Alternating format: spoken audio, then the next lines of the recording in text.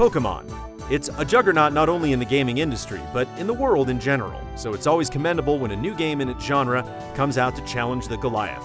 Even more impressive when a game survives the onslaught and just-a-clone accusations from rabid fans. In recent years, we've seen games like Temtem and Nexomon Extinction survive such obstacles and thrive within the genre. Tragsoft's Coromon is this year's new challenger. Your story begins as a new researcher who just joined the famous and technologically advanced Lux Solis. They task you with investigating the 6 titans in the region and obtain their essences before the evil alien forces can get to them first. Along with them, they bring a new elemental type that is slowly starting to corrupt and destroy everything it touches. And while the premise and first few hours of the game feel pretty basic, you soon see what changes the devs have made to really make it their own. From the get-go, you can choose a difficulty. Yes, a difficulty. Have you always wanted a Nuzlocke mode implemented in the game without the hassle? They got it. Randomizer? Check. There's plenty there to customize to your liking.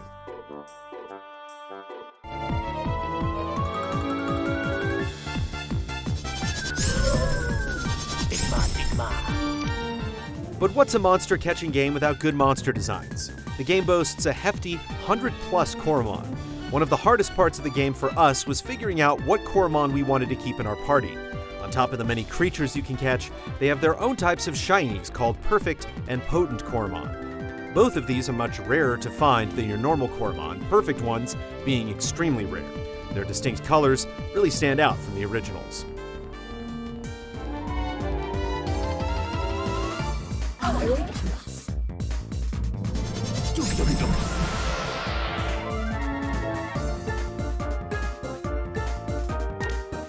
Throughout the story, you'll be tasked to acquire the essence of the elemental titans scattered about the map. They're usually tucked away in dungeons where you have to solve puzzles or traverse hazardous terrain just to reach them. These obstacles are a nice way to break up the numerous battles you'll face, though a couple times it felt like they got carried away with them and went on for a little too long.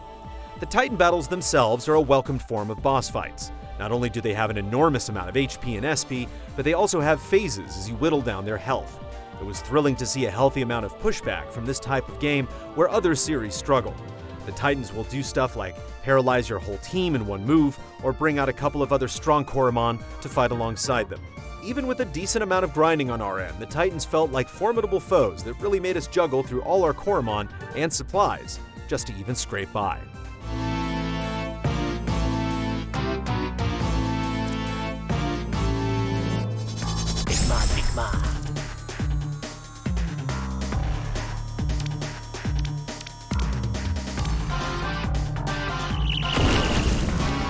Normal battles are no pushover either.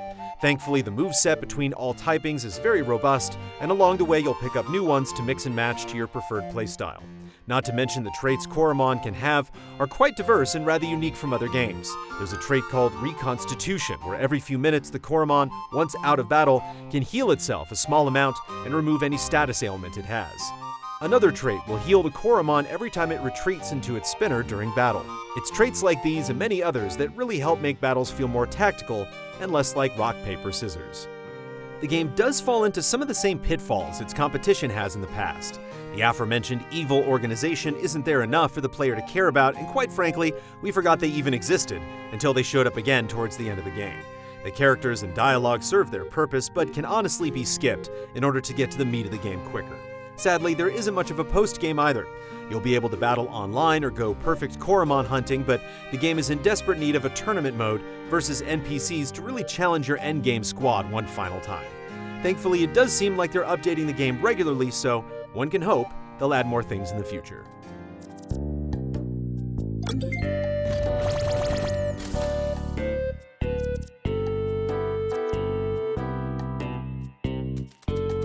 There's a sense of wonder and discovery that no other type of games capture quite like these. The thrill of running through a new patch of grass and the reveal of a new monster to catch and battle with is dopamine in its purest form. Coromon is a worthy entry into the genre and far exceeds any clone title people may dub it. It's a game by fans, for fans. Final score, 7.8 out of 10.